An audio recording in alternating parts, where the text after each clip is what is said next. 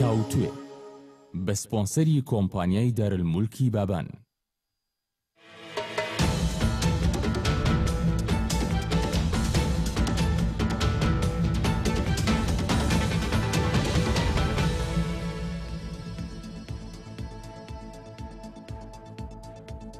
This is NRT Daily News Analysis. سڵاوتان بەڕێزان، کارزان عوسمانم لە ستودیۆکانمان لە هەولێری پایتەختەوە لەگەڵتانین بۆ تاوتوێکردنی پرسە گەرم و گرنگەکانی ڕۆژ. دیارە ئەمڕۆ یەکێتی نیشتیمانی کوردستان و پارتی دموکراتی کوردستان لە کۆبنەوەیەکی باڵادا هەندێک بابەتی هەنووکەیان تاوتوێ کردو لە پاش ڕۆژ ڕاگەیاندراوێکیان یان لە پاش کۆبنەوەکە ڕاگەیاندراوێکیان بڵاو کردوانێ. ئێستا دەنگۆی ئەوە هەیە کە دەوترێت ئەم حکوومەتەی ئێستا حکوومەتێکی شکست خواردووە و دەبێ هەڵبوەشێنرێتەوە. پرسیار دەکەین حکوومەتی ئێستای هەرێمی کوردستان بە هەموو مانایەک شکستی خواردووە و کاتی ئەوەیە کە ئەم حکوومەتە هەڵبوەشێنرێتەوە. بۆ چونێکیشەیە دەڵێت کە لە ئێستادا نزیکترین ئەگەر بابەتی پێکێنانی حکوومەتێکی نوێیە لە نێوان پارتی دموکراتی کوردستان و یەکێتی نیشتیمانی کوردستان بە غیابی لایەنەکانی دیکە و بە دیاریکراوی بە غیابی بزوتنەوەی گۆڕان. ئەمەش تاوتوێ دەکەین ئاخۆ تا چەند ئەگەرێکی نزیکە. لەگەڵ میوانەکانم گفتوگۆی ئەم بابەتانە دەکەم. عەبدولسەلام بەرواری مامۆستای زانکۆ و کادری پارتی دموکراتی کوردستان، سوپاس بۆ ئامادەبوونت کاک عەبدولسەلام. لە سلێمانیشەوە عومەر عینایەت پەرلەمانتاری بزوتنەوەی گۆڕان لەگەڵمان دەبێت. سوپاس بۆ جەنابیشتان کاک عومەر. بەڕێزان، وەکو هەمیشە دیارە ئێوەش دەرفەتانەیە لە تۆڕی کۆمەڵایەتی فەیسبوک و لە پێیجی NRT پرسیارەکانی خۆتان بە کۆمنت بۆ من بنێرن، هەوڵ دەدەم زۆرترین وەڵامتان لە میوانەکانم بۆ وەربگرمەوە. کاک عەبدولسەلام، دەمەوێت ڕاگەیەندراوەکەی یەکێتی نیشتیمانی کوردستان و پارتی دموکراتی کوردستان لە پاش کۆبوونەوەکەیان لە دیدگای ئێوە هەڵبسەنگێنم. چیتان تیا خوێندەوە؟ هیچ ئەگەرێکی نوێ دێتە پێش؟ ئەزانی چۆنە ئەوەی کە سیاست دابنێت یان شرۆڤە بکرد لەسەر بنەمای ئەو شتەی بڵاو ئەکرێ زۆر شاشە غەڵەتە هەڵایە. هەمیشە ئەرکی ڕاگەیەندراوەکان تەنها بخەتە ناو ژینگەی کۆبوونەوە و خاڵە سەرەکیەکان. بۆیە پێم سیر بوو دوێنێ و پێرە ینی هەندە شت بیست و خوێند لە ڕاگەاندن کە چاوەڕوانی ئەنجامی یەکلایەنی بکرێن و کۆبوونەوەیەکی چەڕەن و سازە. حتا ئەگەر ڕێک کەوتبش بن، ڕێککەوتنەکە لە کۆنووسی کۆبوونەوەکە ئەنووسرێ، بەڵام جەوە عامەکە لێرەوە پێچیت زۆر ڕاشکاوانە و بە سەراحە وتیانە هەردووکیان لە ڕاگەیەندراوەکە کە لە هەندە شت ڕایجاوازیان هەبوو بۆ سروشتیە کچ و دوو حزبن جیاوازن لە یەکتر. پاشان هەردووکیان دڵسۆزی خۆیان وە پابەندی خۆیان بە پێویستی ئەرکی خۆیان بە ئەرکی خۆیان هەڵسن هەردووکیان بۆ دەرچوون لەم قەیرانەوەتە دامدانە بە ئەوەی قەیرانێکە و ناکرێ بەردەوام بیت و کاراکردنی بە تایبەتی کاراکردنی پەرلەمان و حکوومەت و چارەسەرکردنی کێشەکان هەر ئەوە چاوەڕوانە بەڵاو ببیت. من پێم وایە پارتی و یەکەتی ئەرکی سەرشانیانە ناتوانن خۆیان لێ بدزنەوە و نادزنەوەش، چونکە بە درێژایی بڵێن ئەم 40 ساڵە پارتی و یەکەتی سەرکێشی هەموو کارە چاڵکی سیاسی بوون تا ئێستاش و خاوەنی گەورەترین هێزی جەماوەرین هەردووکیان پێکەوە دەنگی 54% دەنگدەرانی کوردستانیان هیناوە. هێزی سیاسیانە، هێزی عسکەریانەیە، جەماوەری، پەیوەندی، توانای دارایی، ئەوە هەمووی وا ئەکرد کە ئەمان هەردووکیان بیانەوێ نایانەوێ وەکو چۆن کاک مەسعود و مام جەلال لە 98ەوە هێنایەنە تا گەیاندویانە ڕێککەوتنی استراتیژی و ئەو سەرکەوتنانەی بەغدا. بۆیە شتێکی باشە و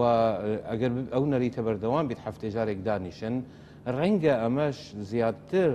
هاوکار بیت تاکو ئەو گرژیەی لە نێوان تاکەکانش حزبی پارتی لایەکەوە لەگەر فلان و فلان یەکەتی ساربوونی لەگەر فلان ئەوانش خاو ببن، چکو ئەمانە هەردووکیان بەم ئاستەی هەستکردن بە پرسیارەتی ئەتوانن کاریگەریان لەسەر یەکتر هەبیت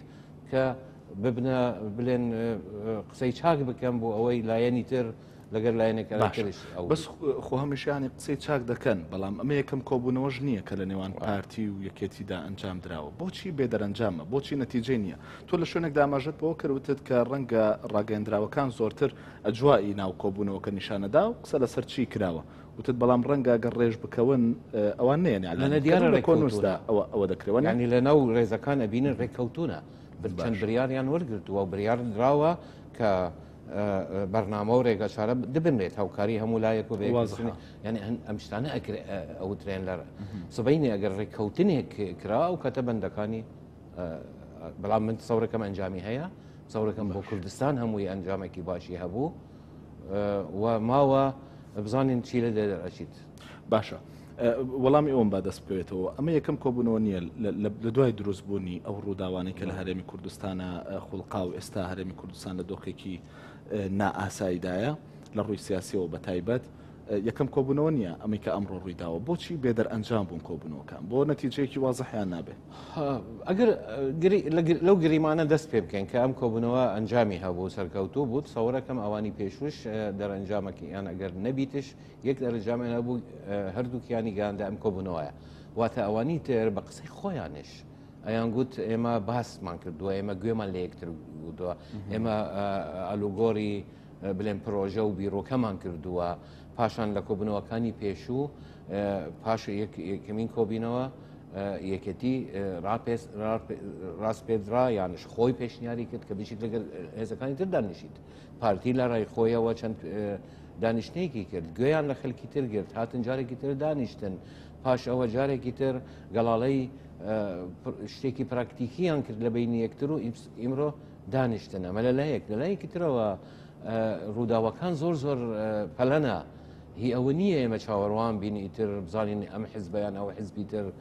چی ئەوێ و خۆی داخوازیەکانی خۆیان ئەسە پێێنەیانش با وەزعکە تێکشیت ئەوە لە سووریا بینی وەزعکە ئەگۆڕێ باشە بەس چێ بە دیاریکراویلەوە ئەو قسەیەت ئاراستەکرا بوو بۆ بسووتنەوەی گۆڕان بە دیاریکراوی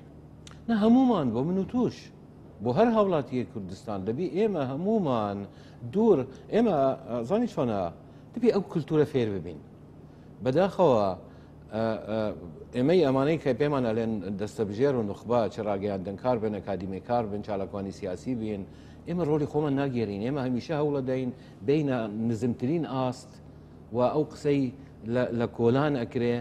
خۆمە بکەینە تەرەف تێدا کەچی ئێمە لەو قوناغە بزات پێش هەموو قناغی تر ڕۆڵێکمان هەوێ پیشان بدەینکەوە خەلکی ئەو وڵاتەینە خەلکی ئەو نەتەوەینە پاردی دێت و ئەڕوات گۆڕان دێت و ئەڕوات یەکەتی دێت و ئەڕوات گەورە ئەبیت حزب بۆ ئەمە بۆ ئەوی تر بەڵام شتێک هەیە ئەمینیت ئەوش وڵاتی تووە ها لێرە هەمومان هەموو ئەو قسەی بریقدارەکانی ئێمە و دروشمەکانمان ئەکەونە مەحەکی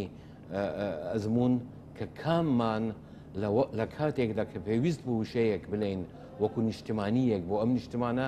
مزداقیەتی ئێمە لەوێ دیارە بیت بۆیە ئەم قسەیە بۆ گۆڕان و بۆ یەکەتی بۆ هەموو کەسە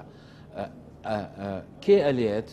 ئەوانەی کە ئێستا بە ڕەشببینی تماشای وەزعکەن ئەلێن شتەکە لە سووریا وای لێ دێت کە خەریکە رووسیا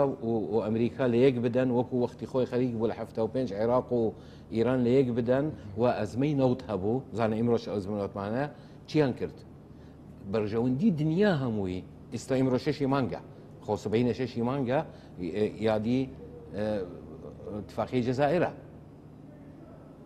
بۆچی شۆڕەشی ئەیلول شەڕی ڕاگرت چونکە بەرژەوەندی دنیا ئەوەی ئەخواست لەو ناوچەی ئێمە ئارامی هەبیت لەبەر ئەوەی ناوت ئەو کاتەش ئەزمە هەبوو لەو کاتە خەتەری لە یەکدانی فعلەن هەردوو کەمپاکە هەبوو ئەبینی زۆر ئاسان بوو قوربانی بە کێشەیەکی ڕەوا بدرێت وەکو کێشەی کورد شۆڕژێکی بەهێزی وەکو شۆڕشی ئەیلول هەمان ئەگەر نزیکە ئێستش ناگەر لە منە پرسی تەبعاً ناچونکە و زۆرۆفەکان جیاوازن بەڵام من ئەلێم ئەوانەی کە بە ڕەشببینی تماشای دنیاکەن تەوەقعکەن ئەلێن کێ ئەلێت وا نابیت لە سیاسەتی کە کێشەی وڵاتێک یان نەتەوەیەکی بچووک کەوتە بازنەی یارینی و دەوڵەتی گەورە باس بزانە لە ئەخیرەوە دۆڕا و هەر ئەو ملەتە یان ئەو گرۆپە بچووکەیە کە لەو حالەتەی ئێمەینە کوردی سووریایە باشە کاتی ئەوەیە من ئێمە هەوڵ بدەین یەکتر ئاوت بکەین و شت لەسەر یەکتر فەرزکەین یان وەکو لە ئەمریکا و لە فەرەنسا هەمووی ساڵێکە باش کە کارە تیرۆستەکە کرا 16 حزب ئەوانەی کە ئەوانش ئیشەکەن بۆ ئەوەی جێگای حزبی دەسەڵاتدار وەرگرن پێکەوە پیشانی ملەتی خۆیان دەکە ئێمە خاوەنی ئەو نیشتمانەیە و پێکەوە ئیمڕۆ ئەوە نابینم ئێمە جیاوازی لە بینی ڕکابەری دژی پارتی دژی گۆڕان ئیش بکەم نابینن لە بینی دژی پەرلەمان و حکوومەت و ئەومە کێشەکەم باشە ئەمە یعنی کێ بمنەوە ئەتەعاملەکە من لەگەڵ گۆڕانەکاندا دەنیشم هەمان قسە دەکەن کە نابێ ئێمە و احساسەمانە بێ لەگەڵ پارتیەکاندا دەنیشن دەڵێن نابێ ئەمە ئەحساسەمانە بێ نابێت دژایەتی یەکتر بکەین ئەی کەواتە چییە کێیەکە نایە بۆ نمونە گۆڕان و پارتی پێکەوە ڕێکردنەوەنێ کردار جورئەت نییە بۆ ئەوەی ئەمە بکرێ بە کردار ئەیچی مەبەستم با هەمومان بیلین ئەرکی ئێوەیە وەکو ڕاگەیاندن کارێکی سەر لە وەرزە حزبەنینە بە شێوەیەکی ڕسمی ئێوە بە خەڵک بلێن کاممان ڕاست حزبێنین کاممان من سوتم خۆنم کاممان ڕاستەکەت کاممان دروشمەکانی و کرێدارەکانی جیاوازن بێ ئەوەی خەڵک هەم بدەم دژی ئەمە و ئەوی تر مشکلەکە لەوێدایە من نامەوێت نمونە بینەوە کاک عومەر سەگوێ لە ئێمەیە ئەوش ئەکید نمونەی هەیە لەسەر قسەکانی ئێمە من و هەردووکمان نمونەمایە لەسەر قسەکانی عادل مراد و خەڵکی تر بەڵام ئەمە ناکرێ ببیتە سیاست ئەمە دەبی لە کۆبوونەوەکانی وەکو ئەو ئێستا کە جملەیە کاتەوە لێ ئەلێت سەرڕایبوونی هەندێک جیاوازی لە بیر و بۆ چۆن کافیە بزانی لەوەی لەیان لە یەکتر کردووە چۆن ئەبی وا بکەوانەکەی لە سیاستدا تۆ ئەتوانی خەڵک سۆزی خەڵک بۆ ڕای خۆت ڕابکێشی سیاسەتێکی زۆر هەڵەیە ئەزمموی کوردستانیش پیشانیدا سیاست لەسەر ئەوە بینا بکەی بەرامبەری خۆت ناشرینکەی بەرامبەری عالم من چونکو توش ناشرینە یەک دێڕیتر لە ڕاگەنراوەکەدا سەرنجی ڕاکێشام کە دەڵێت بەردەوامیدان بەڕێکەوتنەکانی نێوانیان و لایەنەکانی دیکەش ئەمە بە جۆرێک لە جۆرەکان مەسجێکی تیانە بۆ ئەوەی کە پێشووتر پارتی دموکراتی کوردستان قسەیەکی هەبوو بۆی کە ڕێکەوتنی لەگەڵ بزوتنەوەی گۆڕاندا بۆ حکوومەت و پەرلەمان کۆتایی پێهاتووە بە جۆرێک لە جۆرەکان چاکردنەوەی ئەم قسەیە نییە مەسجێکی تیانە بۆ ئەوی کە بڵێن هێشتا دەرفەت هەیە بۆی ئیدامە بە پەیوەندی و ڕێکەوتنەکان بدەین ئەزانی چۆنە شتێک ڕوویدا با نەشین بازیکەین با فێر ببین چۆن تەجاوزی مشکلە بکەین شتێک ڕوویدا و ئەوە بوو وازەحە چییە پاشان هەوڵێک هەبوو لە لای یەکگرتووەوە لای هەردەکانی تر کە جارێکی تر حیزبەکان دانیشتن هەر خودی گۆڕان و کۆماڵ پێش هەموو کەسی تر ئەیان وت سەرۆک بارزانانی نەیان گوت سەرۆک چونکەوان مستەڵایەک تریان هەیە مەسعود بارزانی پێی ئەکرێت دەبێ مبادرەیەک بکات سەرۆک مبادرەی کرد ئەو بوو بوو زیندووکردنەوەی کۆبوونەوەی لوتکەی هەر پێنج حیزبەکانە گوتیان ئێمە ناهین دانانیشین پارتی بە تەنیا بەسەد نەکرد بۆ نمونە هەر کە بەناوی سەرۆکی هەرێمی کوردستانەوە اینجا سەرۆکی هەرێمە بمانەوێ نامانەوێت جۆرێک لە سبزازیان ئەوان گرفتیان هەیە خۆیان هەیە و مشکلەی خۆیان گرفتیان لەگەڵ پرسەدان نەخێ گرفتەکان ئێستاشێکێکە لە گرفتەکان بەنسبەت بزوتنەوەی گۆڕان و کۆمەڵ و تەنانەت یەکێتیش با مەوزوعەکە بکەینە ئەم بابەتە با مەوزوعەکە بکەینە ئەو سەرۆکێکە وا دەکەی تواو بووە پێش تواوبوونی بە 7 ڕۆژ داوای کردو هەڵبژاردن بکرێن نکرا سەرۆکێکە 4 جار لەگەڵ حیزبەکان دانیشتووە و لە ڕاگەندراوە وتیتی من ئەمەوێ کاندیدێک دەستیشان بکەن بێت جێگای من بگریت بەڵام ئەمە مدیر ناحیە نییە مەمور مەخفر نییە بچیتە مالی خۆی سەرۆکی هەرێمە لە ڕووی دستوریەوە لە ڕووی چەندەها التیزاماتی هەیە ناکرێت بچیتە مالی خۆی و چول ببیت ئەتەوێ بە انقلابێکی پەرلەمانی سیستەمی سیاسی هەمووی بگۆڕی و مەسعود بارزانی بنێرە مالی خۆت ئەوە استفزازە بەڵام بۆچی ئاسایی بێ بۆ سەرۆکی پەرلەمان بینێریتەوە مالی خۆی و نێڵی من نالێم باش بووم بەڵام چۆن ئاسایی بوو ببیتە هۆی ئەوەی کوشتنی گەنجەکانمان و حرەسەکانمان بۆ ڕاگررتنی ئەو شتێکمان کرد ئێمە خۆمان گوتمان پەشێمانین لێی خۆزگانەمان کردووە بەڵام بوو بەهۆی ڕاگررتنی شەڕەکە سەرۆکی هەرێم سەرۆکی هەرێمە با ئەم چیرۆکە ئەگەر تا تواو نەبیت ئێمە مستحیلە بتوانین لەگەرێکتر قسە بکەین بۆ ئەوەی تەنها من مەسعود بارزانی ناشکێت بەوەی تۆ بلەی بەناو سەرۆکی ماوە بەسەر چوو سەرۆک خۆی ئەلێت ماوەکەم بەسەر چووە بەڵام شەرعیە بمانەوێ نامانەوێ بەدلمان بیت بەدل نابیت ناشەرعیەتێکی ئەوەندە لە مەنسەبی سەرۆک بارزانی نییە چونکە نە بە زەوڕەی هاتووە و نە هەڵبژاردن وادەکەی هاتووە و گوتی قبول ناکەم نا یەکێک هەڵبژێردراوە ئەو دەسەڵاتی نەداوە بۆیە با ئەم مەوزوعە عەلەقە لەگەر من صافی بیت ڕەئی من وازەحە سەرۆک شەرعیە سەرۆک هیچ شک لەسەر ئەوەی سەلاحەتینە یعنی معقولە گۆڕان و فلان شەرعیەت چ ئیدا شەرعیەت گەل نایدا یاسادا شەرعیەت یان دەبێت لە پەرلەمان بێ یان گەل بێ وانە بۆ نمونە سەرۆکی هەرێمی کوردستان لە ڕێگەی گەلەوە هەڵبژێراوە وانە بەێ باشە لە پەرلەمانەوە گەل قەراری داوە بەڵێ بالضبط نانا بمپورە مەبەستمەوەیە کە گەل ئەم شەرعەتی 2 ساڵیش لە پەرلەمان بۆی درێژکراوەتەوە ئەوش بەناوی بەڵام دواتر چێ ئەم شەرعەتیە داتی ئەوەی کە تۆڵی شەرعەتی هەیە ئەمە بزانام ئەم جارێکی تر تو مادەم باسی گەلەکەن ئەو یاسایانە لە پەرلەمان دەرەچن بە ناوی گەل واتە نوێنەرانی گەلدایانە یاسای ڕقەمیەکی 2005 سەرۆکایەتی هەرێم یەک برگەم بۆ بینەوە کاک عومەرش گوێی لە ئێمەیە و لە پەرلەمانە یەک برگەم پێم بڵێ ئەلێت کە وادەکەی سەرۆک تواو بوو شەرعی نییە باسی ناکرد خەلەلێک لەو یاسایە هەیە ئەوەی کە ئەلێت مادەی 15 و سەرۆک ئەگەر شاغر بوو ئەوە گاڵتە بەخۆکردنە ئەو باسەکەت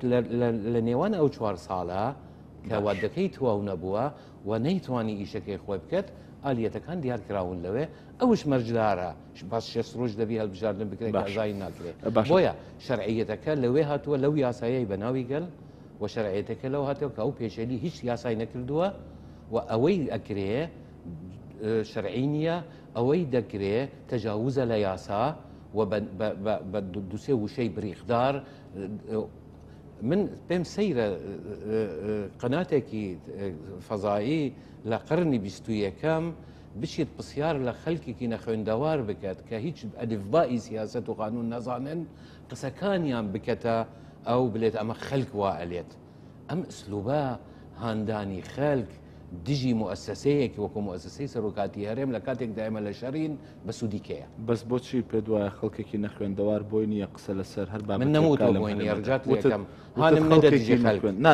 گوتمی یاسای ئەلیفبائی یاسا نازانن یاسای سەرۆکاتی هەرێمیان نەدیوە نازانن مەرجەکان چییە بەڵام حەقی هەیە قسە بکە و ڕێی خۆی بڵێ لەسەر ئەو شانەی کە لێی ئەزانیت و تو ئەتوانی وەکو ڕاگەاندن بلێ ئەمانە وا ئەلێم کە چی و ئەوە وا دیار ئەکات کە ئەوانە هیچیان ئاگاداریان لە یاسانیە بۆی ئەوە ئەلێن بەڵام بێت ڕاگەیاندن بلێت ئەمە ڕێی خەلکە ئەمە چاوەشەکردنە بۆیە مەسلەی سرۆک ئەگەر ئەوان بیانەوێ ئەوە بکەنە بەهانە ئەوە ئستیفزازە بۆ ئێمە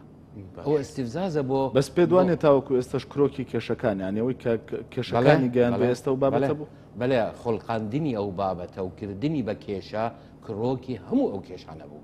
بۆیە کە ئەلێن با بگەڕێنەوە 12 ئۆکتۆبەر مەلێن با بگەڕێنە ئەو ڕۆژەی خۆیان تەسەوریان کرد دەرفەتێکان بۆ هاتووە لە ڕێگای 50 زائیدەنیەک لە ئەندام پەرلەمان بە ئاسانی مەسعود بارزانیەک بەم هەموو سەنگاتیە خۆی و بەم هەموو وەزنەی پێ ئەلێن بڕۆ مالی خۆت کێشە ئەگەر بیانەوەی بگەڕێنەوە پاشان دەبی بگەڕێنەوە ئەو پێش ئەو ڕۆژێک کە بریاریاندا 23,000 ساز بدەن ئەو کاتە لە یەکتر تێدەگەین ڕەفیقی یەکترین پێکەوە ئیشەکەین شەریکی حکوومەتێکین و دائنیشین چارەیەکە دۆزین کە پێش ئەو مەسعود بارزانی خۆی داوای کردووە لە لایەنە سیاسیەکان دانیشن چارەیەک بۆ ئەو کێشە بدۆزن چارەکە چ بوو هەوڵدان بۆ ئاوتکردنی ئەوش پاش چێ پاشەوەی لە 85 داوای کرد لەسەرکرد لە حزبەکان کە گەڕا لە ئەمریکا وتی پێشکەوتنی کەوتووە لە مەسلەی بەدەوڵەت بوون داواتەن لە یەکەمی ئێوە غرفە عملیاتێک دروستکەن ئێوە پێشنیار پێشکەشکەن ئەو نەیوت من ئەیکەم نەیگوت پارتی ئەیکەت وتی ئێوە وەرن پێکەوە هەنگاو دانین پلان دانین بۆ ڕفراندۆم کەچی تەرجمە کرا گوتیان قۆڕخکاریە گوتیان پارتی ئەوێت بە ناوی خۆی مەسعود بارزانی بۆ ناوی خۆیتی بۆ 23,000 هات ئەتەوێت شتەکان ئارام ببن مەرج قبول ناکرێ پارتی پەیوەندی کردووە بە سەرکردایەتی گۆڕان وتیتی وەرم و فەرمون بە دانیشین بەڵە ڕاگەاندی شەر لە گەرەکتنەکە دانیشم زان یەکتر تێبگین گۆڕان گوتی دانانشم لەگەر ئێوە چی بکەین ئێمە یەکەتی دانیشن بڵێ گۆڕن فەرمون ناکرێ بەوە حتا ئێمە دارانشین لەگەر یەکتر باشە کاگە بسەلام بابەتێکی دیکە مەسلەی هەرچەند با ئەوم بیر نەچێتەوە ئاین لە شوێنێکدا لە قسەکانە دواتە گەشتم کە پارتی پەشیمانە لەوەی کە کردی بەرامبەر بە ئیزندانی وەزیرەکان و ناردنەوەی سەرۆکی پەرلەمان ڕێگریکردن لە سەرۆکی پەرلەمان کاکە من ئەلێم ئێمە ناچارین بۆ ئێمە پەشێمان نینن لە شەڕی ناوخۆ بەڵام کردمان ئێمە داوای لێبوردن کاک مەسعود نەیکرد لە پەرلەمان لە خەڵکی ئەوان بەڵام کردمان ئەمە ناگونجێ نە لەگەر بیرروبرە پارتی نە لەگەر هزری پارتی نەگەر ڕفتارەکانی پارتی بەڵام ئێمەیان ناچار کرد چمە ترسێکی ئەوەندە گەورە هەبوو بۆ ئەوەی لەوە زیاتر لە هەر جێگایەک کە گۆڕان دەسەڵاتی هەبوو بارەگای ئێمە ئەسوزیێت و ئەچن گەنجێکی 12 ساڵی ئەکوژن و خەلکی ئێمە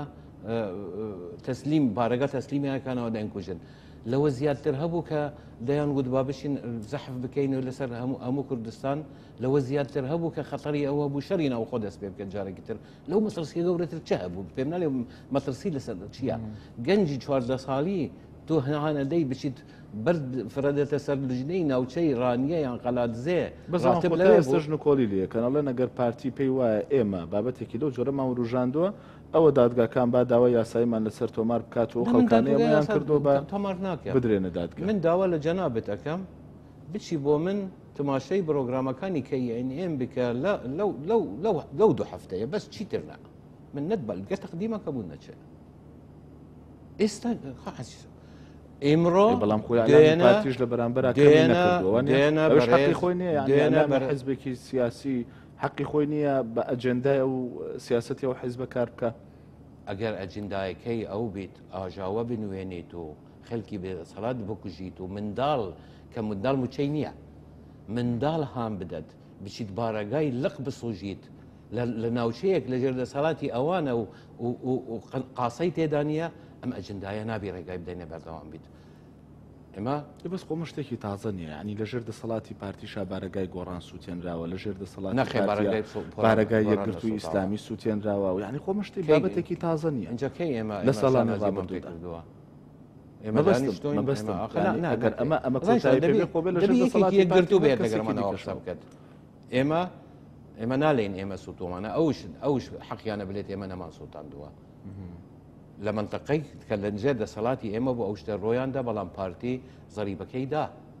پارتی هەر جارێک ئەوە بوو پارەی داوە داوای لەبردنی کردووە و یەکەتیەکان یەکگرتووەکان تێگی هەشتوونە و ئێستا یەکگرتوو ئەزانیت وەکو چۆن ئەمە شتێکی ناخازراو بوو ئەمەوەی گۆڕانش ڕۆژێکی پێی بە من بلێت ئێمە ڕاستە نەمان سووتاندنەوە بەڵام ئێمە بەحەقیقە وەکو چۆن ئێمە ئەلێن خوزگا نەمان کردووە چۆن ئێمە ئەلێن ڕێگەگرتن لە ڕئیسی پەرلەمان و خواحافیزیکردن لە دوو وەزیری کە بەڕاستی دوو وەزیری خۆشەویست بوون کاک نێچیروان بارزانی لە بە ئەوەن خۆیان ڕۆژێک خوزگا بانگیان بکە هەردووکیان پێت بلێن چۆن کاک نێچیر لەگەریان قسەی کرد و چۆن پێی نەخۆش بوو کە ئەم هەنگاوە بەرامبەریان وەرگیرا با گۆڕانش بلێت ئێمەش نەمان ئەزانی کە ئەو سیاسەتەی ئێمە هەندانی خەلکدژی پارتی و 12 ئۆکتۆبەری لێ دەرەچوو یان 11 ئۆکتۆبەر بەڵام ئێستاوانش سڕن دوێنە بەڕێز یوسف محەممەد نامەیەکی نردووە بۆ کۆنفرانسێکی زانستی لە سۆران لە ڕاپەرینەوە بۆ شۆڕش ئەلێت ئێمە دەبی ڕاپەرینی 91 بەردەوام بین بیگۆڕین بێ زەبر و تونند و تیژی کەوە خۆش ئەو قسەیە و نمونەی خەلکی ترش هەیە لێت نمونە ئەڵمانیا باشترین نمونەیە باسی چیەکەت وەختی بسمارک بە زۆر بوو پاش حربی عالمی دووەم بە زۆر بوو تەنها حالەت کە لە سیستەمی سیاسی گۆڕاوە لە ئەڵمانیا بێشەڕود ئەو هتلەر بوو کەمینەیەکی خۆسەپێنەر استقلالی زەرفێکی کرد و بە زۆری لایەنەکانی سیاسی تری ناچار کرد ئەو حکوومەرگریت سیستەمەکەی گۆڕی دەستی پێگر بە سوودانی کتێب پاشان سوستانی خەلک پاشان وێرانکردنی وڵات هەردوێنە من قسەی من نییە و ئەوە لە بڵاوکەرەوەکانی پارتی بڵاو نەبووە لە خەندان بڵاو بووە خوێندم کە نامەیەکە ناردیتی بۆ ئەو کۆنفرانسە و بانگەشەی گۆڕینی سیستەمی سیاسیەکەن وەکو نازیەکان ئەخرەوە ئەمە تۆمەتیان دقیق وایە ینی نامەکەت لەبەر دەست بوو ئەو نامەی سەرۆکی پەرلەمان خاندان لە خەندان ئێستا خوشک و براکان بۆ تو دەرکەن لە خەندان بڵاو بووە کە خەندان سەر بە پارتی نیە ئەوە تێدا نووسراوە وشەکانی یعنی وشەکانی لە بێن و ئەون ئەلێت دەبێ ئەم ناوەکەی ئەوە ناوی نامەکەی وتارەکەی لە ڕاپەرینەوە بۆ شۆڕش ئەبی ئێمەش دەبی بەردەوام بیت و شۆڕش بکەین بۆ گۆڕینی سیستەمی سیاسی ئەلێت بێتون دوو تیژی و ئەلێت ملەتانی تریشت نمونەیان هەبوو ئەڵمانیا باشترین نمونەیە من ئەڵمانی باش ئەزانم لە کوردی باشتر ئەڵمانیەکەی من 20 ساڵ کابراایکی ئەکتیڤی وڵاتێکی ئەزمانی زان بووم ئێستاش متابعی قەنەوات و هەواڵی ئەڵمانیا ئەەکەم تاکو زمانەکەم تێک نەچیت نەمبیستووە لە تاریخی ئەڵمانیا غەیری نمونەی هتلەر بیت کە بێ زەبر سیستەمی سیاسی گۆریە من بقى برادري خوم ابو اسامه عليهم من بقى برادراني قوران عليهم اما اجوائي اويا كايما يترتواو هموش لبير بكين وبيكا ويش بكين رابرين ديجي صدام بو شو هشكي ديجي سيستمك كود كده ابوي امويت لم بشدا گفتوگۆ بکەین لەسەر بابەتی حکوومەتی هەرێمی کوردستان حکوومەتێکیش کەس خواردووە و دەبێت هەڵبۆشێنێتەوە بەڵام دەچمە لای کاک عومەر عنایەت ئەکید گفتوگۆ دەکەین لەو بابەتەوە کاک عومەر طبعا داوای لێبوردن هەم لە کاک عومەر هەم لە بینەران دەکەم بە حکمەوەی کە ئێمە گرفتمان هەبوو لە گواستنەوەی دەنگ و ڕەنگی کاک عومەر بۆ ستۆدیۆکانی هەولێر نەمانتوانی وەکو پێویست بچمە لای بەرحاڵ هیوادارم ئێستا دەنگی من بگاتە تۆ و دەنگ و ڕەنگی تۆش بگاتە ئێمە کاک عومەر لەسەر کۆبوونەوەکەی یەکێتی نیشتیمانی کوردستان و پارتی دموکراتی کوردستان و بەتایبەت لەسەر ڕاگەیەندراوەکەیان چ سەرنجێکت هەیە ینی خوێندنەوەیەکی جیاوازت بۆی هەبوو زۆر سپاس بۆ جەنابە سپاس بۆ برای زۆر بەڕێزم کاک عەبدوسەلام من ئەوەی بینیم لە یەک دوو سایت خوێنمەوە شتێکی ئەوتۆم تیانەبینی دەربارەی معاملەی ساڵی 75 ڕێکەوتنی جەزائیر باسییان کردووە باسی ڕاپەڕین کراوە باسی بەرەنگاربوونەوەی داعش کراوە دەستیان خۆش بێ لە هەرسێ بوارەکە باشیان کردووە بەڵام باسی بارودۆخی ئەمڕۆ شتێکی ئەوتۆم نەبینی تەنها ئەوە نووتیانەکەەوە بە بەشداری لایەنەکان ئێمە پێمان خۆشە پەرلەمان کارا بکرێتەوە بەڵام لای خەڵک وا دەرکەوت کە پارتی وێکێتی کۆبوونەوەی ئەکەن لەوە دەرەنجامێکی یەکلاکەرەوەی ئەبێ بەڵام وا دەرنەچوو وەکو ئەو هەموو کۆبوونەوانەی کە پێشتر لەلایەن پارتی وێکێتی پارتی و گۆڕان یەکێتی و گۆڕان حیزبەکانی کە کرا هیچی هەمووی بێ ئەنجام بوو ئەم کۆبوونەوەی ژوەکو کۆبنەکانی کە و هەمیشە ملەتی ئێمە وا بارهاتووە کۆبوونەوە لە پێناو کۆبنەوەدا ئەلەم مەوەزعە حەریجە کە خەڵکی کوردستانی پیا تێپەڕێ پێویست بوو ئەوان نقات بخەنە سەر حرف و قسەی یەکلاکەرەوەی خۆیان هەبێ وەکو جەنابی کاک عەبدوسەلام باسی کرد ئەوان دوو حیزبن ماوەی 25 ساڵە ئەم وڵاتیان بەدەستەوەیە پێویست بوو قسەی یەکلاکەرەوەیان هەبێ بەڵام من پێم خۆش بوو هەرچەند من زۆر بە باشی گوێم لە قسەکانی جەنابی کاک عەبدوسەلام نەبوو بەڵام هەرچەند هەندێکیم گوێ لێ بوو هەندێ چۆن پارتی دیموکراتی کوردستان ستەمێکی گەورەی لە ئێمەی پەرلەمانتاران کرد و لە پەرلەمانتارەکانی خۆشیان کرد و لە گەورەترین مؤسسەی شەرعی لە هەرێمی کوردستانان کرد و لە گۆڕانیشی کرد جەنابی کاک عەبدوسەلامیش زۆر بەداخەوە هەر لەو بەرنامەی ئێوە کۆمەڵێ ستەم و تۆمەتی ڕوبەڕووی ئێمە کردەوە کە پێم خۆشە ئەوەندەی ئاگام لێ بووە من تۆزێ وەڵامی بەڕێزیان بدەوە ئەنجا بەڕێزیان باس لەوە ئەکا کە ئێمە ویستومانە بە ئینقلابێک بەڕێز مەسعود بارزانی بنێری نەماڵەوە ئەوە ئێمە نین ئەوە یاسای سەرۆکایەتی هەرێمە و ئەو پێمان ئەڵێ 90 مانگ بەڕێز مەسعود بارزانی وا دەکەی کۆتایی هاتووە و من نامەوێت لەسەر ئەوە زیاتر بڕۆم ئیتر ئەوە بابەتێکە بڕاوەتەوە و بە جەنابیشی ئەڵێم کە ئەوە تەنها بزوتنەوەی گۆڕان نەبوو پرۆژەی پێشکەش کرد یەکێتی نیشتیمانی کوردستان پێشکەشی کرد یەکێتی پێشکەشی کرد تەنانەت یەکێتی نیشتیمانی کوردستان کە ئێستا بەڕێزی باسەکە کە ئەم ئێمە دوو هێزی سەرەکی نەوڵاتە ئەوان دوو پرۆژەیان پێشکەش کرد و پرۆژەیەکیشان هەر مستەهدەف و بۆ سەرۆکی هەرێم کە بەڕێز مەسعود بارزانی کە ئەو سەرۆکی ئەو کاتەی هەرێم زۆر بەوە زەقی باسی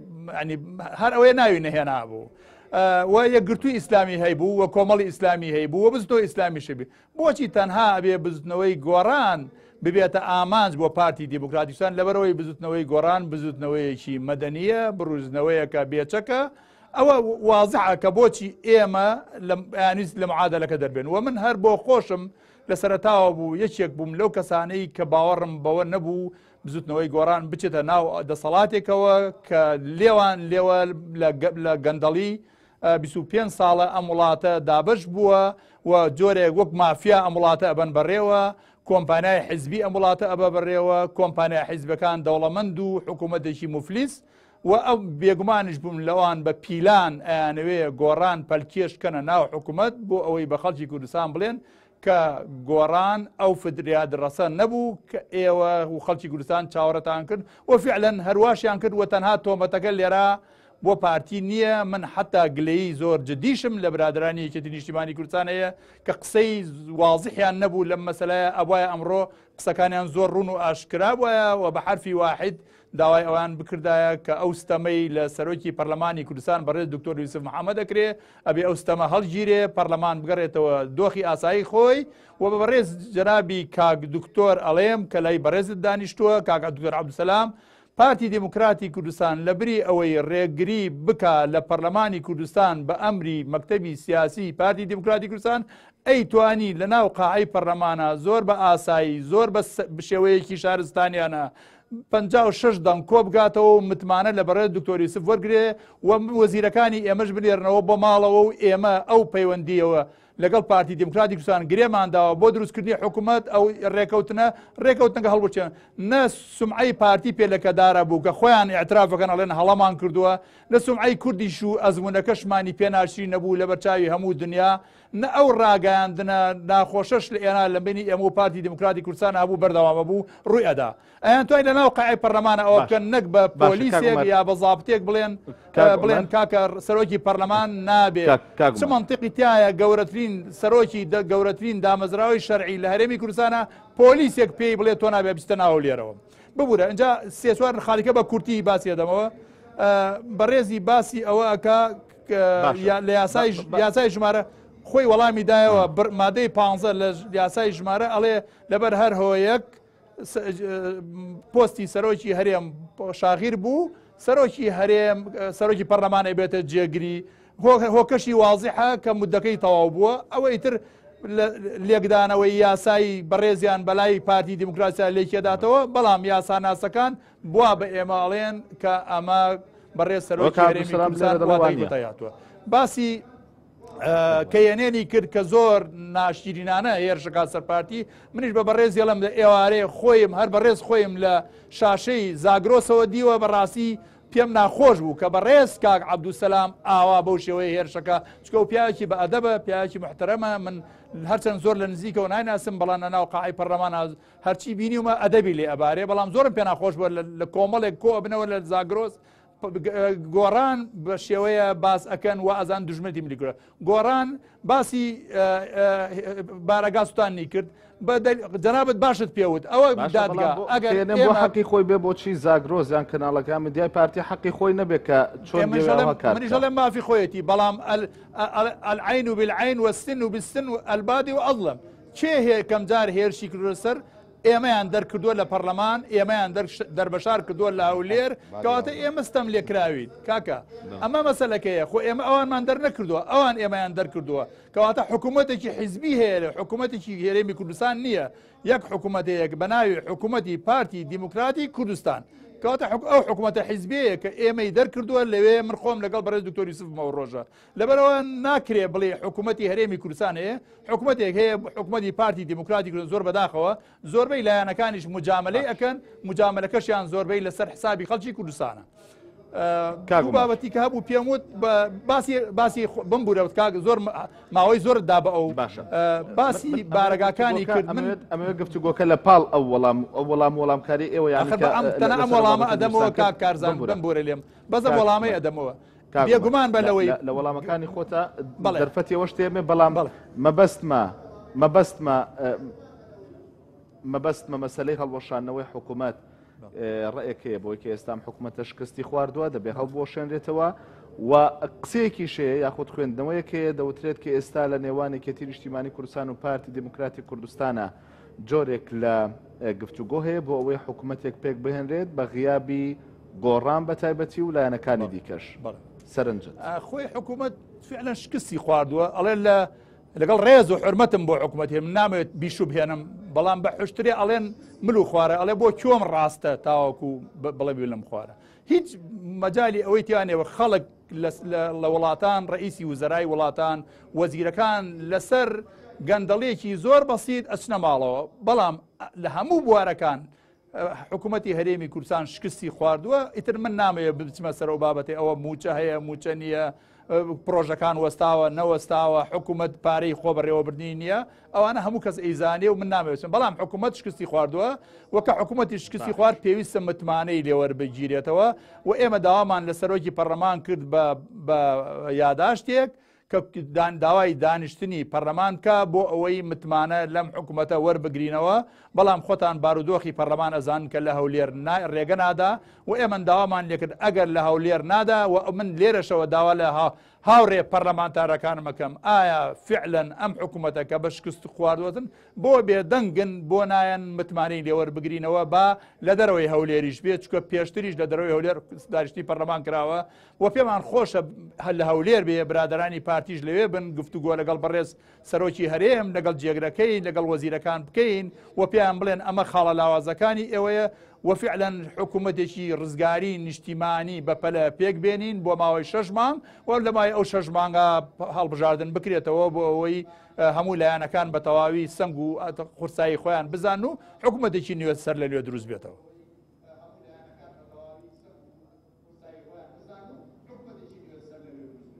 باشە سوپاس دەکەم حکوومەت ئێستا حکوومەتێکی شکست خواردووە وەکو کاک عومەر ئاماژەی پێکردیانی پێتان وایە ئێستا کاتی ئەوەیە کە پەرلەمانی دی دەبێت کۆ ببێتەوانێ و وەلانانی ئەو ناکۆچانی کە لە پێشووتردا هەبوون لانێکەم بۆ چارەسەرکردنی ئەو دۆخی کە ئێستا هەرێمی کوردستان و بە تایبەت بۆ حەلکردنی پەرلەمان. من سپاسی کاک عومەرەکەم بەڕاستی من ڕێزێکی تایبەتم بۆ هەیە ڕەنگە سەرەڕای بوونمان بە پارتی و گۆران یەک خاڵی هاوبەشمان هەبیت منش و بە بەلگە لە تەلڤیزیۆن باسم کردووە لە کات پاشتەوە بوونی کۆبوونەوەکانی یعنی هەڵبژاردن من لە ئینگری ئەوە بووم حکوومەتێک دروست نەکەین هەموو لایەنی تێدا بیت بە تایبەتیش گۆران من پێم خۆش بوو گۆران لە سەڵات ببینیت ئێمە 4 ساڵ لە پەرلەمان بوون لە ئۆپۆزیسیۆن 4 ساڵ لە پەرلەمان بوون دیتمان چ تااقەت و هێزێکی هەیە کە ڕۆلی ئۆپۆزیسیۆن ببینیت و بەداخەوە ئەگەر حکوومەت شکست خوار بیت لەبەر ئەوەی چونکو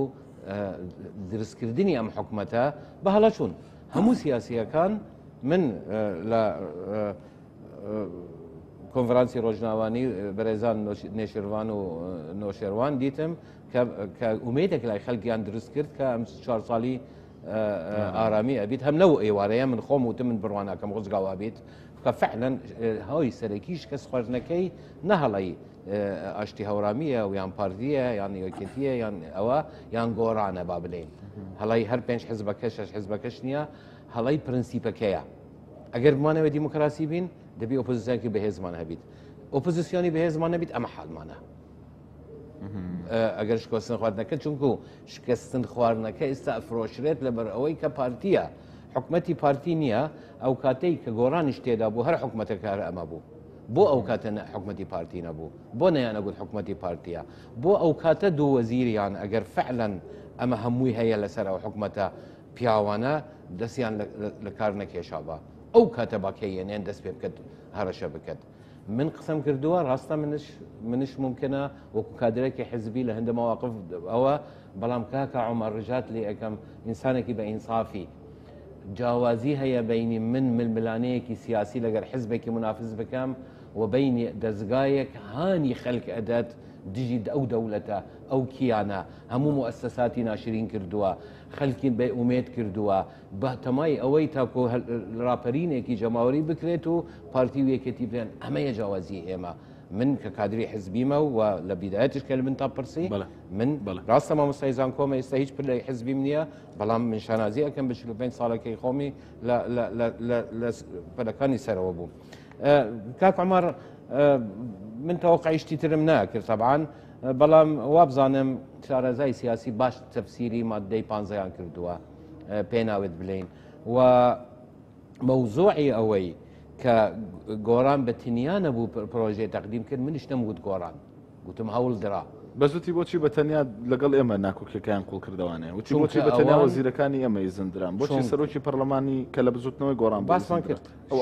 شتێک بۆ خوزگان نەکرابە ئەڵێ ئەخر مەبەستەکەی ئەو بوو کە بۆچی بەرامبەر بە یەکێتی نەکرا بۆ بەرامبەر بە ئێستا چاوەڕوان بووم کاک عومەر چۆن من گوتم خۆزگانەمان کردووە وت بە خوزگا ئێمە سیاسەیەکی ترمان کردووە بەرامبەر ئەو ڕۆداوانەی کە لە سەرەتای مانگیدا ڕۆیان دابا بەڵام ئەوە نەبوو من چی تێ بکەم ئێمە کە تماشەی سیاست کرد کە تماشەی قسەی سیاست مەداریانمان کرد کە تماشەی 19 ئابمان کرد وازەح بوو لای ئێمە گەهشتینە قەناعەتێک کە گۆران لە پشتیتی ئەگینە بۆ لە هەر وحدێکی ئیداری کە ئەوە و بەڕاستی پێت بڵێم من حەقم نییە پارتی وێکەتی مەکتەب سیاسی دانیشن دانانشن بەڵام ئەو کاتەی یەکەتی ڕەنگە لە بەرتەقدیری زۆروفی خۆی ڕەنگە نەیانویست شتەکە گەورە بوون ئەگەر یەکەتی بەو هێزە هەمووی خۆی شتێکی کردبە ڕەنگە تەتەور نابوو بە هەوندا یەکەتی گۆڕان استقلالی ئەو جەوەی کرد لە دروست ببوو لە ناو قەواعدی یەکەتی پاش هەڵبژاردنەکانی 2014 و هەڵوێست و قسەکانی ئەم و ئەو مەسئولەی من هەمیشە ئەلێم یەکەتیەکەی مام جەلال شتێکە و ئەمانە ئێستا بە ناوی یەکەتی قساکەن شتێکی ترە ئەو ئەجواءە هەمووی بوو ئێمە بۆ هەموو قیادی ئێستا لە غیابی مام جەلالە بۆ هەموو قیادی ئێستا من دژی تعمیمە من ریاضیاتم توەکت ئەخ من ژەوە نیمە وردیکەیتەوانێ بۆ من هەندێک ئێستا مووقفی یەکەتی ڕسمی یەکەتیەکەی مام جەلال ئەو نەوەنەی ئێستاشوونە لە پارتی دموکراتی کوردستان دانیشتوونە چونکە مام جەلال هەمە ئاواتیتی مام جەلال ئەوە بینایی کرد لە پاش 98 کەنەهۆ ئەم پارتی وێکەتیە دوورکەوتنیان لە یەکتر زەرەرێکی هیتا وڵاتە نێزیکبوونیان ئیتر دەبی ئەو قسەی بەتەنیا بۆ پارتی وێکەتی ڕاستەیان بۆ لایەنەکانی دیکەژانی کۆی لایەنەکان ئەم لە ڕێکەوتن و نێزیکبوون شتێکە و بەشداربوون لە حکوومەت لای مشتێکی ترا پێویستە هەموو حزبەکان نێزیک بن ئەوە مەسعود بەرزانی ئالیەتێکی دۆزیە دوێنێ ڕەفیق و بەرادەری عەزیزم کاک کاردۆ ئەیوست با پەرلەمان بگرێتەوە بە ئێمە غورفەت عەمەلیاتمان بکەین یعنی لە سەرووی حکوومەت و پەرلەمان سەرۆکی پەرلەمان ئەوەی نەکرد سەرۆکی پەرلەمان لەبەر ئەوەی ئەو تەمسیلی ئەو وڵاتە ئەکەت و مەسئولیەتی لەبەرجەوە نەریتێکی هینا مانگێجارێک لەگەر سەرکردایەتەکانی حیزبەکان دانیشید کە لەوێ دەبووە هەموو شتەکان باز بکرێن و قەرار بدرێت و باز بکرێ بەڵام کە تو مخاتعی ئەو دانیشتنە بکەی کە تو قبول نەکەی بهێ لەگەر پارتی دانیشی و داوا بکەی لە تەلڤیزیۆن باش شتەکان حەل بکەی و بەو مەرجە و بە مەرجە گلەی لە پارتی نەکەن پارتی ئەلێت فەرمون گۆڕم بەدانیشن ئەوە شتێک بوو ئێمە ئەلێن پێمان نەخۆش بوو خۆزگا نەمان کردبە وەرم بە چارەیەکی بۆ بکەن مەسەلەی ئەوەی کە دەوترێت ئێستا ئەگەرەکان نزیکن بەوەی لە نێوان پارتی دیموکراتی کوردستان و یەکێتی نیشتیمانی کوردستاندا حکوومەتێکی هاوبەش بە غیابی گۆڕان و لایەنەکانی دیکەش پێک بهێنرێت تا چەند ئەگەرێکی نزیکە من باش شتێک پێ بڵێم ڕێی خۆمی شخصیە لەسەر پارتی حسابی نەکەن یعنی سبەی لە ماشێنێک دەرنەچیت پارتی نەقوتێن بڵێن سەلام بەرواری لە بەرژەوەندی هەرێمی کوردستان و ئەزمونونەکەمانە بە تایبەتی لەو قوناغی ئێمە تێداژین کە قوناغەکە بڕۆن سەموێل هەننتن بخوێنن لە کۆمەلگایەک کە لە داخراوی ئەچیتە کراوەیی و ئزدیهارێکی اقتصادی پەیدا ئەبیت گەڵندەلی ڕقم یەکە و شەری ناو خۆشمان هەیە شەری ینی داعشمان هەیە ئەزمەی نەوتی دنیا هەیە لێرە پێویستە ئۆپۆزیسیۆنێکی بەهێز هەبیت چاکۆتبلی لە ناو چاوی حکومدارەکان بیت وا لە لێگای لژنەکانی پەرلەمان و لە ڕێگای دەستپاکی و چاودێری دارایی و دادوەری گشتی ئەو حکومەتە ناچار بکەن پابند ببیت بە بریارەکانی گەل کە لە پەرلەمان دەرەچن بۆیە بەزێسەوترێ مؤسسانە چالاکنی نەگەر ئۆپۆزیسیۆنێکی چالاکمان هەبێت ئەمانە چالاک دەبن من تەسەوڕەکەم ئەرکی سەرەکی ئۆپۆزیسیۆن ئەوە ئەم چونکو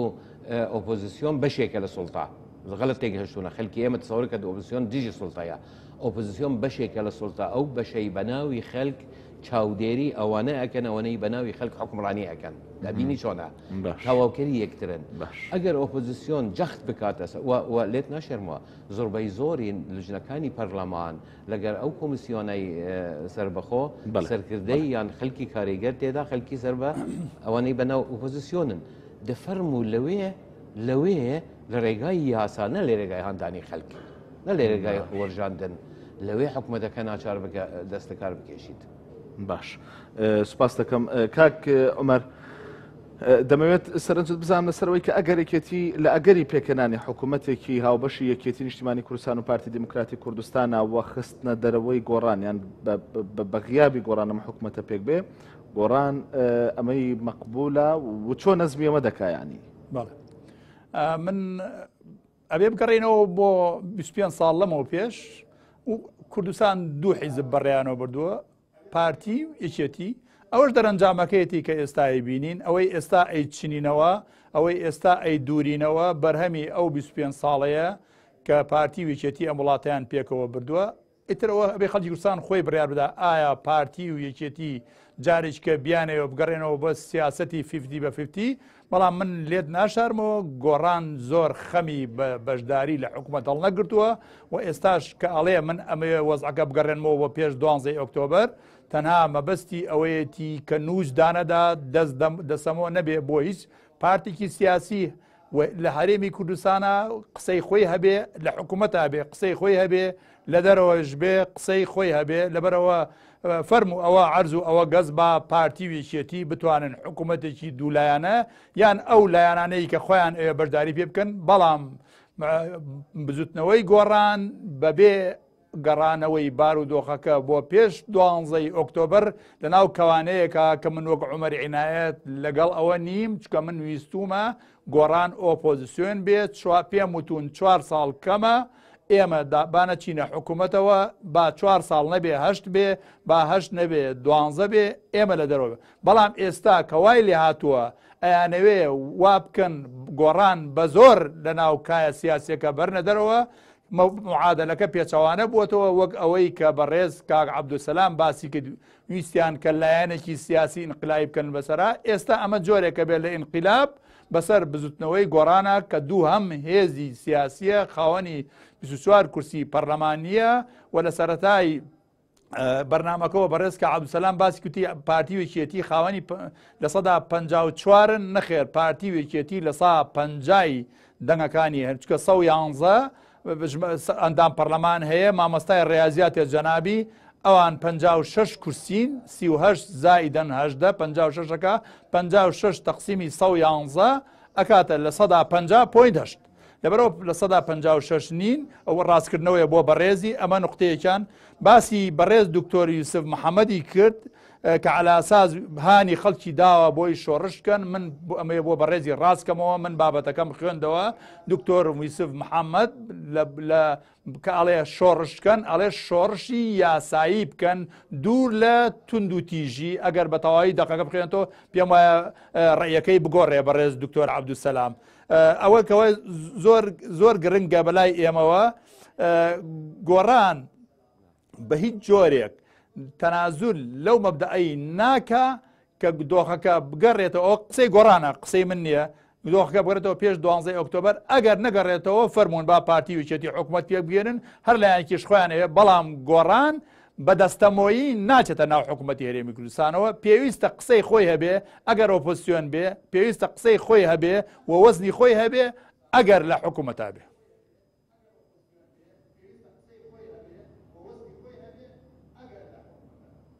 و ئەخیرەن من ئەمەیە بە ڕێزیان بڵێم ببوورە قسەیەکمەیە. پارتی دیموکراتی کوردستان ئەوێ بە قەیرانەکانی کە داپۆشێ ئەم قەیرانانەوە ئەم تۆمەتانە بۆ ئێمەی دروستەکە مەبەستی سەرەکیان ئەوەیە کە قەیرانەکە ئەسڵیەکە قەیرانی سەرۆکایەتی هەرێمە دایپۆش. بەڵێ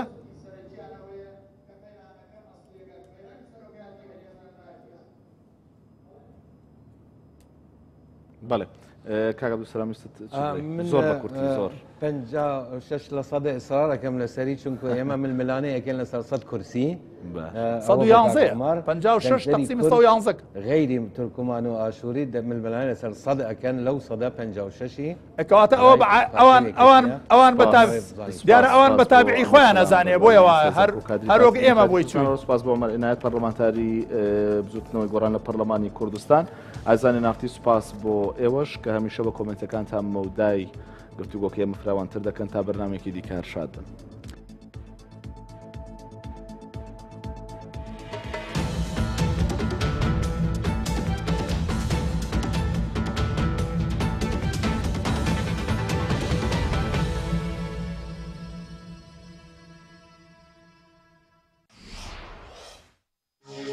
تاوتوێ بە سپۆنسەری کۆمپانیای دارالمولکی بابان.